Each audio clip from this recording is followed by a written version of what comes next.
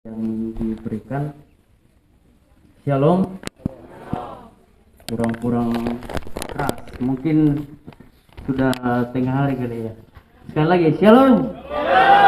Ya, kita harus semangat ya, karena ini adalah hari di mana kita bersyukur atas berkat Tuhan yang dinyatakan di tengah-tengah jemaat serta masyarakat yang ada di tempat ini. Yang terhormat Bapak Pastor, pengantar dan jajarannya, yang terhormat pemerintah setempat, Bapak Kepala Desa serta jajarannya, yang terhormat tokoh yang ada di tempat ini, yang terhormat seluruh jemaat serta masyarakat Salupau, dan yang terhormat yang saya kasihi dan saya banggakan adalah seluruh tim AAT yang hadir dan dimanapun berada saat ini. Yang saya hormati juga adalah Bapak Tukang serta timnya yang telah berupaya dan bekerja keras untuk menyelesaikan bangunan ini.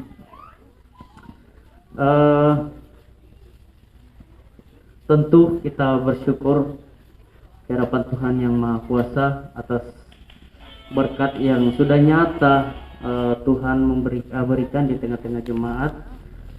Ini bukanlah secara kebetulan, ini bukanlah karena kami, tapi ini memang adalah berkat yang sudah diatur oleh Tuhan melalui AAT.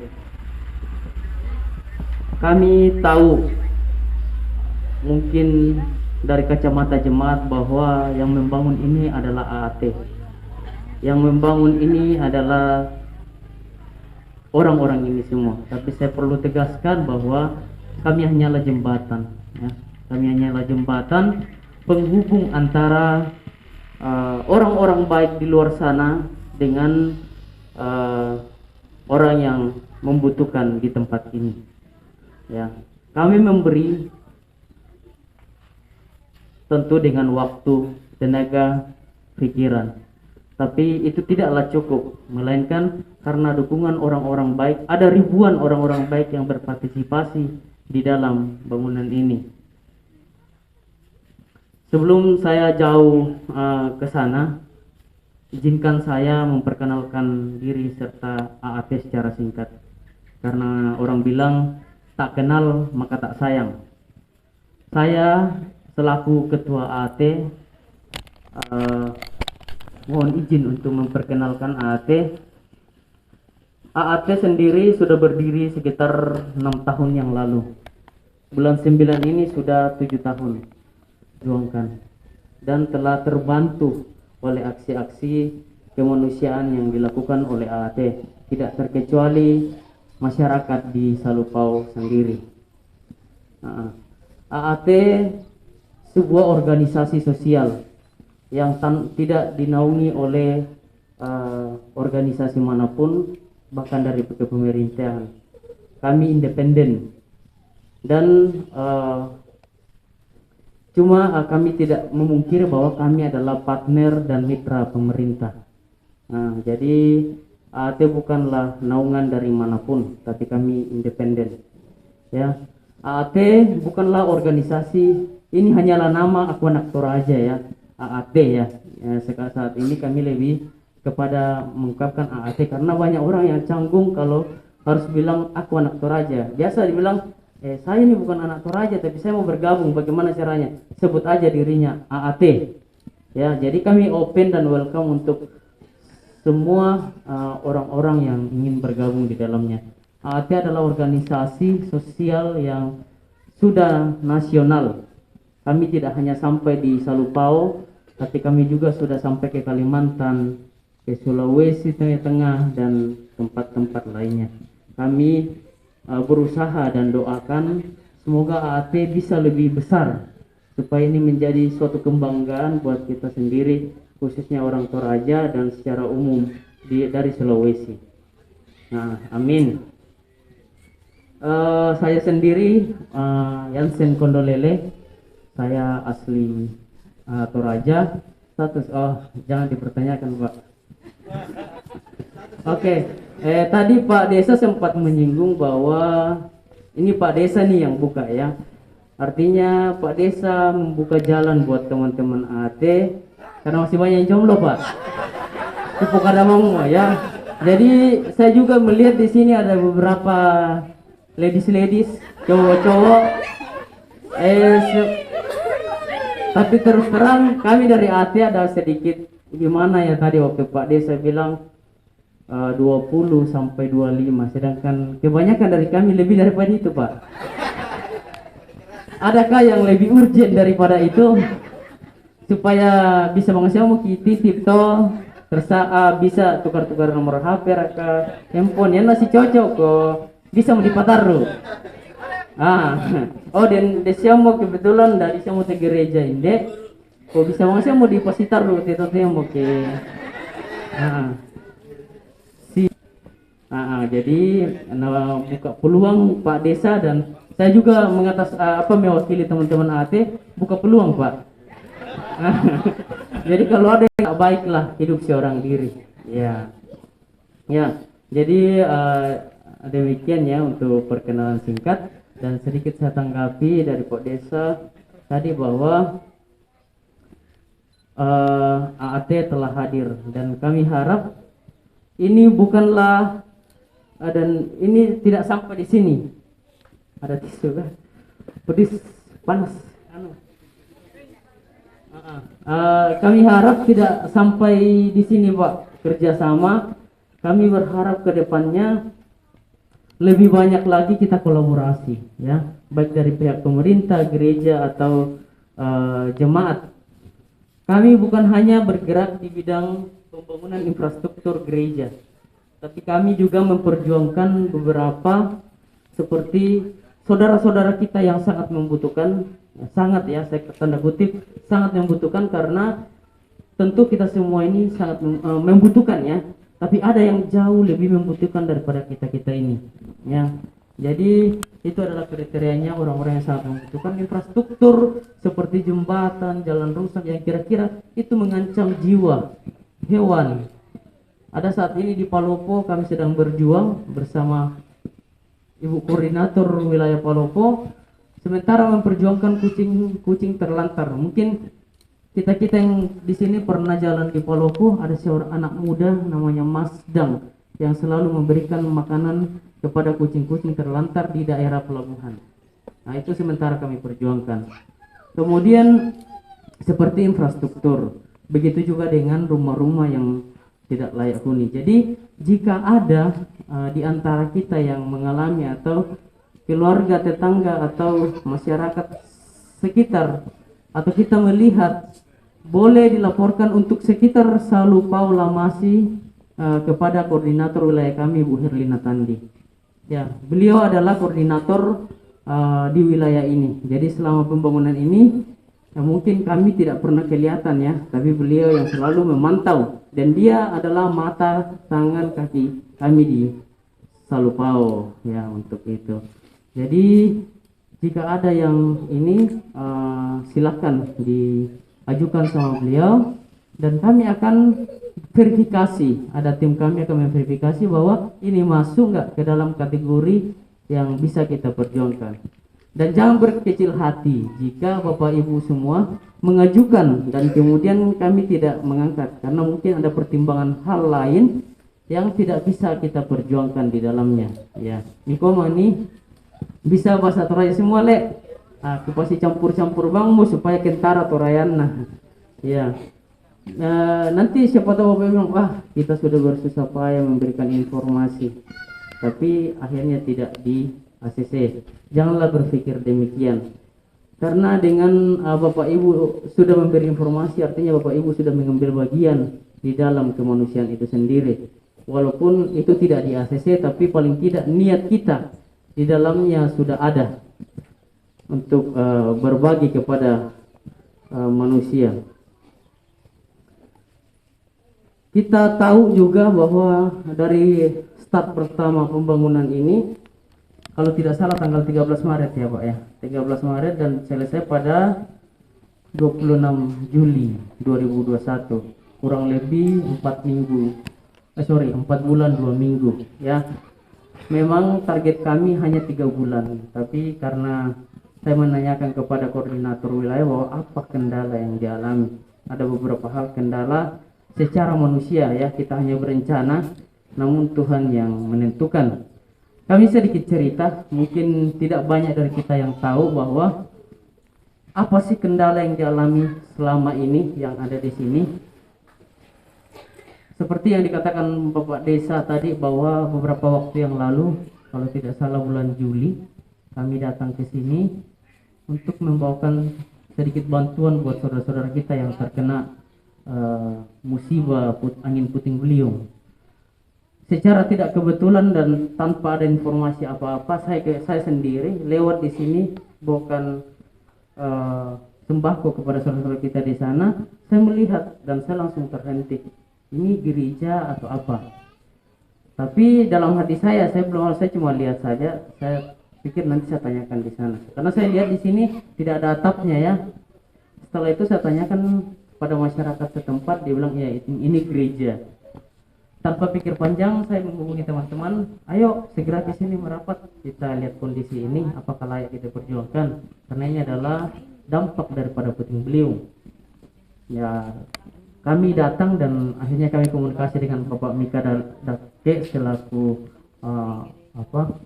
penanggung jawab di tempat ini, dan beliau bersedia untuk kita angkat ke publik. Setelah berjalannya waktu, campaign ini berjalan atau penggalangan dana ini berjalan, kami mengalami tekanan ya. Jujur saja kami mengalami tekanan dari pihak keuskupan dan beberapa paroki setelah keuskupan ya Pak ya. Beberapa paroki lainnya, baik itu di Toraja, baik itu dari Lu kalau tidak salah, menelpon kami, dan beberapa tempat dari Makassar untuk menanyakan tentang ini. Cuma awalnya sih kami tanggapi biasa-biasa saja karena memang itu sering terjadi. Cuma mereka sampai mengancam kami, ancaman sampai ke pidana katanya. Bahkan lebih kerasnya lagi, mengatakan bahwa kebetulan waktu itu masa-masa bom Makassar ya. Kami diancam bahwa mereka akan bawakan kami Kapolri ya, yang Kepala Polisi Republik Indonesia, untuk menindas kami atau kami. Sebenarnya secara hukum kami tidak akan takut ya, karena kami legalitas hukum sah, kami ada payung hukum. Cuma secara manusia kita pikir, dan secara orang Kristen ngapain kita berdebat ya. Kita juga melihat dana gereja ini cepat sekali untuk terkumpul. Untuk itu kami memutuskan untuk menghentikan penggalangan dana ini ya. Kami berembuk dan kami menghentikan, walaupun memang kontrak belum selesai, yang seharusnya 3 bulan kontraknya, tapi kami baru berjalan 1 bulan sekian, 1 minggu atau 2 minggu. Penggalangan dana ini harus terhenti, karena itu ancaman dari berbagai pihak bahwa tolong dihentikan. Katanya saya tidak tahu, saya tidak terlalu dalam ke dalam Katolik karena saya bukan umat Katolik, tapi saya orang Kristen juga. Katanya di dalam aturan organisasi tidak boleh ada penggalangan dana di luar daripada organisasi Katolik itu sendiri, tidak boleh. Namun yang saya lihat di Kitabisa dan di beberapa tempat lainnya, di Papua, di timur sana, di Rote, di Kalimantan sana, banyak gereja-gereja Katolik yang terbantu dari penggalangan seperti ini, banyak sekali ya. Bahkan ada salah satu yayasan besar dari Jakarta namanya Jalkasi, memang mereka yayasan Katolik, bercerita tentang kenapa kami dicekat. Saya ceritakan apa adanya, dan mereka bercerita, kami dari penggalangan dana ini sudah sekitar 140 sekian gereja yang mereka bangun ya, termasuk di Sulawesi Selatan ada 3 katanya, mereka yang ngomong ya, bukan saya sekarang. Ada 3 Cuma sampai detik ini katanya belum mendapatkan pelaporan apakah gereja itu sudah ada atau belum. Ya, memang mereka akui bahwa Sulawesi Selatan ini agak ribet ya di dalam aturannya. Ya, bukan saya tidak menjelek-jelekan. Saya hanya menceritakan ya supaya jemaat umat di sini tahu, paham bahwa kendala ini selama ini kita alami itu apa. Sebenarnya kalau dalam sistem kami gereja ini tidak akan jadi ya. Kalau kita mau ikuti dengan tekanan-tekanan dari atas. Karena aturan kami mengatakan bahwa jika ada intervensi di dalamnya selama penggalangan dana, kemudian selama pembangunan, kami berhak untuk membatalkan dan mengalihkan dana ini ke tempat lain. Cuma karena kami adalah manusia biasa yang punya hati, ya, akhirnya kami berbicara Pak Dika Mikadake melalui Ibu Koordinator sama Pak Wakil Ketua, kita berbincang-bincang bahwa apakah iya ya kita berlakukan aturan ini kepada rumah Tuhan atau seperti apa. Dan akhirnya di Toraja kami mengambil keputusan bahwa ya walaupun kita ditekan ya, tapi bukan Tuhanlah yang menekan kita. Dan tujuan utama kita bukanlah kepada mereka, tapi kepada jemaat umat yang ada di sini yang sangat menggantungkan harapannya bangunan ini bisa dibangun.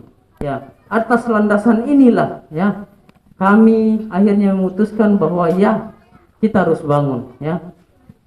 Yang lebih lucunya, saya menawarkan kepada Keuskupan Agung Makassar, karena kebetulan saya sendiri yang ditelepon. Saya mengatakan demikian, oke Pak, penggalangan dana kami hentikan, karena dibilang semua aktivitas tentang ini tolong dihentikan. Oke, penggalangan dana kami hentikan, campaign tentang Katolik kami hentikan. Tapi satu pertanyaan saya, apakah Bapak siap membangunkan bangunan yang ada di sini? Karena itu adalah harapan umat. Dan mereka tidak bisa menjawab. Mereka justru bilang begini, Pak, kami kan lihat sudah ada dana terkumpul, kenapa tidak dibangun aja? Saya bilang kan Bapak yang melarang kami, ya, Bapak yang melarang kami untuk mengumpulkan dana. Dan dibilang hentikan semua aktivitas tentang penggalangan dana ini. Langsung dia bilang, lah terus dananya kemana Pak? Ada kontrak kami mengatakan kalau ada intervensi atau ada pembatalan atau ada sesuatu yang terjadi dalam gereja masalah ini, kami berhak untuk mengalih fungsikan kemanapun itu. Yang penting itu masih di dalam lingkup sosial. Langsung dia bilang, Pak bisa enggak kami minta tolong, jadi dilanjutkan aja. Tapi bukan itu yang saya dengar ya. Saya tekankan lagi kepada umat bahwa kami membangun ini berdasarkan daripada karena kerinduan umat di sini ya. Saya tahu Pak Mikadake bahkan berkata ya kepada, sudah puluhan tahun kami beribadah, sudah puluhan tahun kami menginginkan, kenapa baru saat ini kalian mau melihat kami? Sudah sekian lama kami meminta, tapi kenapa doa kami atau permintaan kami sampai detik ini belum ada yang dikasih? Ya saya tahu setelah itu mereka datang bawa atap ya Pak ya, kemudian cat kalau tidak salah, dan dijanjikan kalau tidak salah kursi ya atau apalah yang dijanjikan dari sana. Makanya waktu dekat-dekat selesai saya tanya ke Pak Elikia bahwa sama coba ditanyakan dulu, dan katanya Pak Mika ke sana menghadap dan katanya tidak ada. Nah, jadi inilah segala sesuatu bahwa berkat itu bukan hanya dari organisasi yang sudah tersusun secara rapi ya, tapi jika kita mempunyai iman, jika kita meminta di dalam doa, Tuhan akan mengabulkan dengan cara yang lain ya, seperti itu. Jadi di sini yang saya ingin tekankan bahwa Tuhan memerintahkan kita bahwa kasihilah Tuhan Allahmu dan kasihilah sesama manusia. Untuk itu saya mengajak seluruh yang kita hadir selain daripada teman-teman AT, karena mereka sudah paham sekali tentang ini, untuk mengambil bagian dalam kehidupan kita, untuk saling membantu, saling menopang, saling mengasihi. Memberi bukan hanya sekedar materi atau uang, tapi memberi juga dengan waktu, pikiran, tenaga, itu juga memberi. Karena ada uang tidak ada tenaga, ada uang tidak ada waktu, ada uang tidak ada pikiran, sama saja. Itu tidak ada gunanya. Dan sebaliknya seperti itu. Jadi ambillah bagian, karena ini adalah perintah ya, perintah dari yang kuasa bahwa kasihilah sesama manusia seperti dirimu sendiri ya. Jadi jika ada saudara-saudara kita di sekeliling kita yang sangat membutuhkan, baiklah kita ya memberi diri, entah itu dengan cara kemampuan kita atau secara material ya. Kalaupun ditadui rakabarra ataupun bilang, Pak Ibu bersedia kumiraka yang kaki sami ke media sosial untuk kita carikan penggalangan dana, memberi namanya, memberi diri untuk itu. Jadi menurut saya juga bahwa memberi adalah suatu di mana kita membangun sebuah jembatan dari dunia ini ke akhirat nanti ya. Jadi untuk kita sendiri, ibaratnya sering ini saya katakan, kita menabur dan suatu saat kita akan tuai.